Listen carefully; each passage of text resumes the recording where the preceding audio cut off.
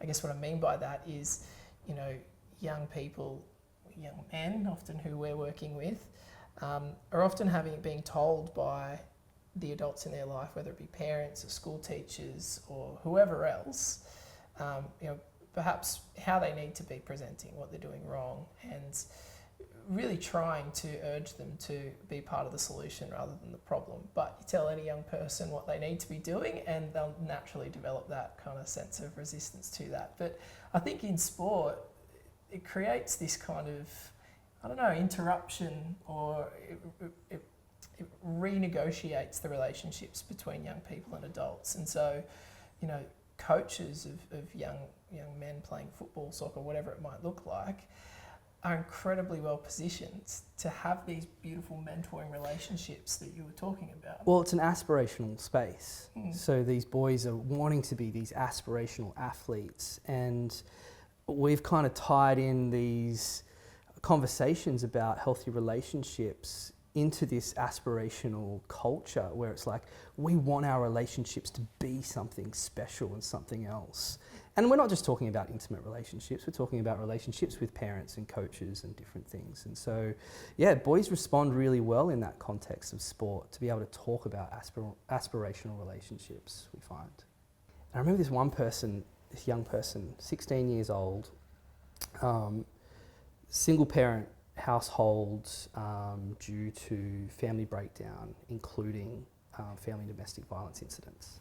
And this young person stood up in front of the whole group, men, adult men and young men, his same age, his peers. And he said, you know what? I was going to say, like everyone else, my biggest role model is my coach. Or maybe it was a teacher that I had. But actually, it's my auntie. And not only that, it's my grandma. And not only that, it's my mum. And we were like, what do you mean? Tell us about that.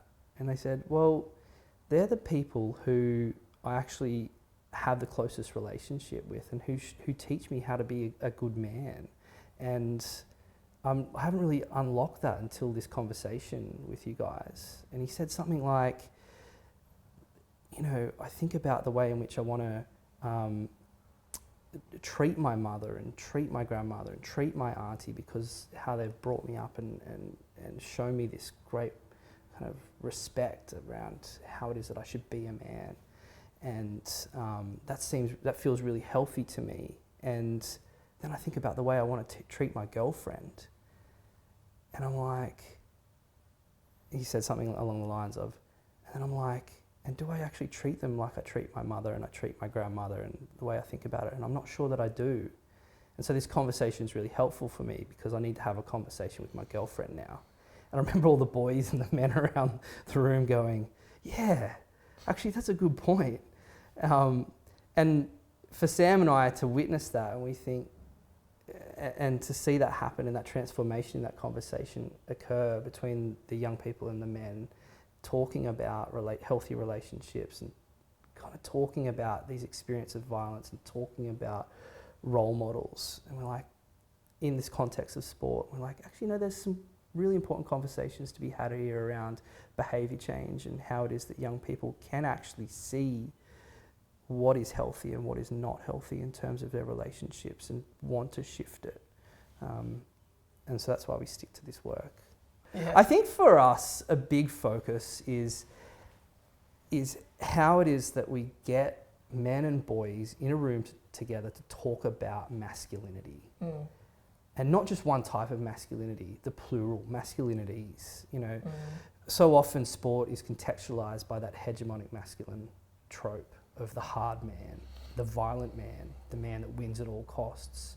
And when you get men and boys together often and open up conversations and find that diversity of masculinity, and how it is that the masculine does have caring attributes, does have this ability to role model and help young people see the ways forward into adulthood in healthy ways that are not just healthy for young men, but also healthy for their partners, the young women, which they are their girlfriends and their future partners.